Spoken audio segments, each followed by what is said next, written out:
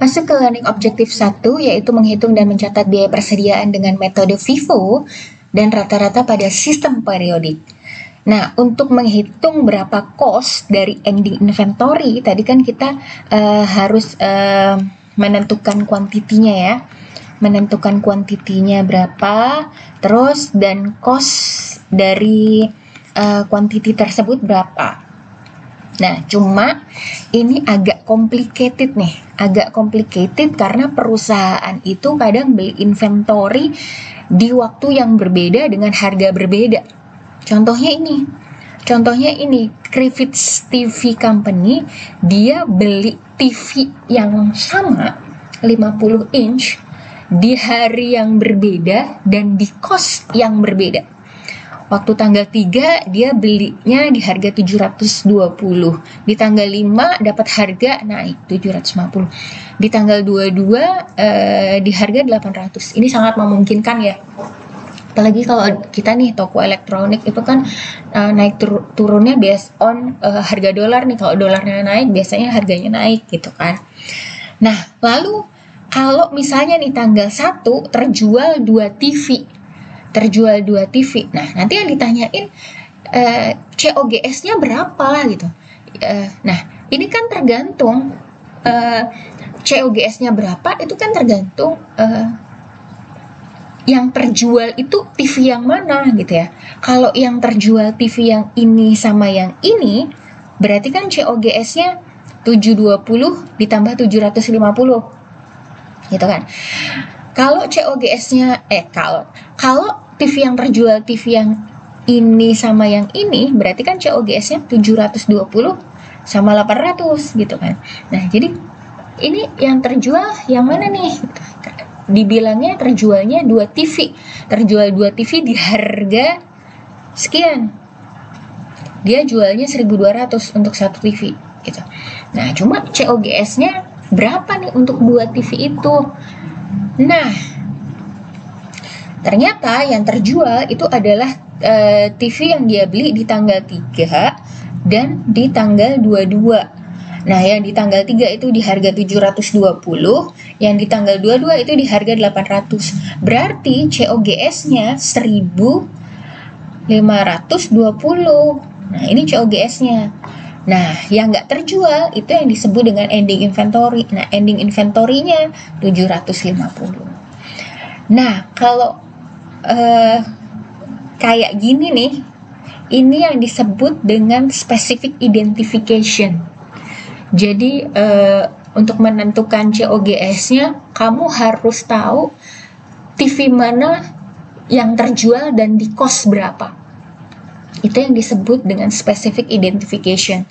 Nah, specific identification ini mensyaratkan perusahaan untuk selalu mencatat original cost-nya dari setiap item inventory. Nah, ini agak sulit bagi perusahaan yang inventorinya banyak. Mungkin specific identification ini cocok untuk perusahaan-perusahaan yang produknya sedikit, produknya unik, produknya mungkin barang mewah gitu ya.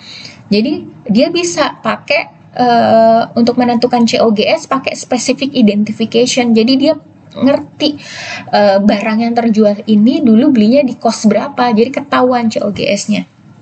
Nah, cuma ini secara praktek agak jarang dilakukan, walaupun sekarang udah ada barcode yang memungkinkan melakukan specific identification ya, walaupun udah ada barcode, cuma tetap sih ini masih jarang dilakukan. Nah, biasanya perusahaan itu karena specific identification itu agak repot, nah biasanya perusahaan itu pakai asumsi. Jadi untuk menentukan COGS-nya, kita pakai asumsi yang disebut dengan cost flow assumption gitu, tentang asumsi aliran cost atas suatu inventory yang kita jual gitu. Nah, ini pakai asumsi. Nah, asumsi yang kita pakai yaitu first in first out atau average cost. Nah, first in first out berarti cost yang pertama masuk. Jadi ini asumsinya adalah asumsi cost ya. cost yang pertama masuk adalah cost yang pertama dijual. Gitu. Jadi bukan barangnya mah bebas, barangnya bebas milih mau walaupun itu barang yang terakhir dibeli boleh terakhir dijual, barangnya mah bebas, cuma costnya, asumsinya adalah asumsi cost yang pertama kali masuk adalah cost yang pertama kali dijual gitu. Atau kita pakai average cost, kita rata-rata aja gitu. Oke,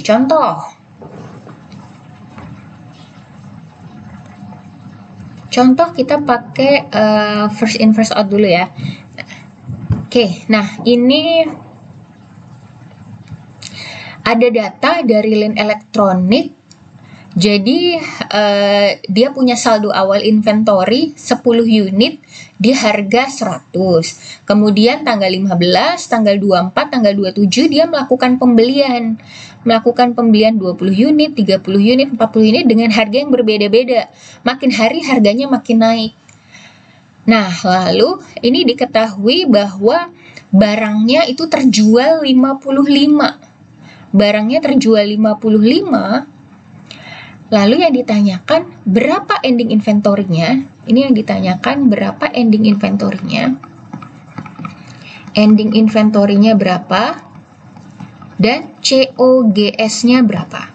Nah, karena kita pakai metode periodik untuk menghitung COGS, ini adalah rumusnya ya, untuk menghitung COGS pada metode periodik. Boleh kalian hafalkan. Jadi beginning inventory, nih ya, beginning inventory ditambah dengan pembelian, ketemulah unit available for sale atau cost available for sale. Nah, setelah itu dikurangi ending inventory, barulah ketemu COGS. Gitu, ya. Oke, ini dihafalin rumus COGS, dipahami rumus COGS untuk metode periodik. Nah, sekarang kita masuk ke bagaimana cara menghitung COGS kalau metodenya adalah metode FIFO, first in, first out. First in, first out tadi apa? Cost yang pertama kali masuk itu cost yang pertama kali dijual. Nah, tadi diketahui terjual berapa? Terjual 55 unit. Oke, berarti karena terjual 55 unit, berarti ini cost yang pertama kali masuk adalah cost yang pertama kali kita jual. Berarti di sini cost di 10 unit terjual. Kemudian cost di 20 unit terjual. Ini udah 30 unit ya. 30 unit yang terjual 55. Berarti kurang 25. Nah, berarti 25 terjual di sini. Berarti di sini sisa 5 unit. Gitu. Nah, karena sisa 5 unit, berarti gimana? Sisa 5 unit, berarti di sini ending inventory-nya adalah 5 unit di harga 120, ya kan? Bener kan? 5 unit di harga 120, sama 40 unit di harga 130. Nah, ini. Jadi ending inventory kamu ada di 40 unit di harga 130, totalnya 5.200, dan sisa 5 unit di harga 120, totalnya 600. Jadi total dari ending inventory kamu adalah 5.800. Gitu. Nah, lalu berapa COGS-nya? Ingat tadi rumus dari COGS metode periodik adalah cost of good available for sale. Cost of good available for sale-nya kan segini nih, $12.000 dikurangi ending inventory.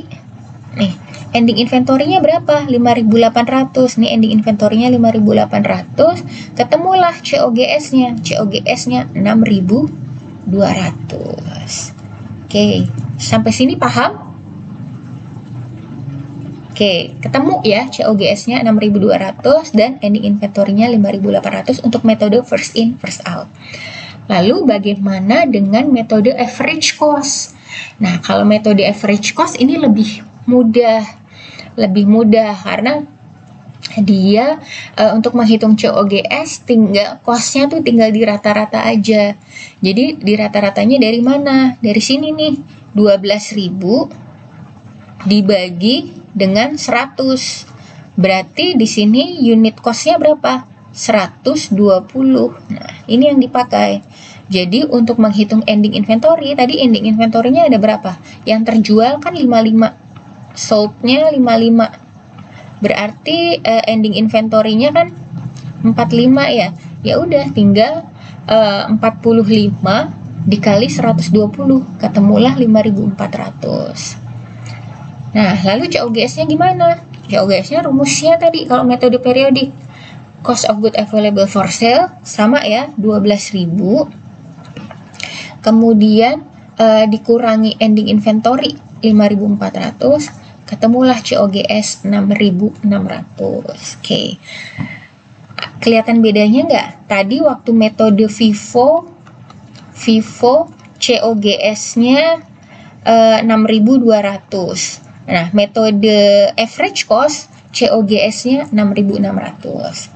Nah, nanti apa perbedaannya antara FIFO dan average cost kita bahas kemudian. Nah, sekarang kita masuk ke metode perpetual.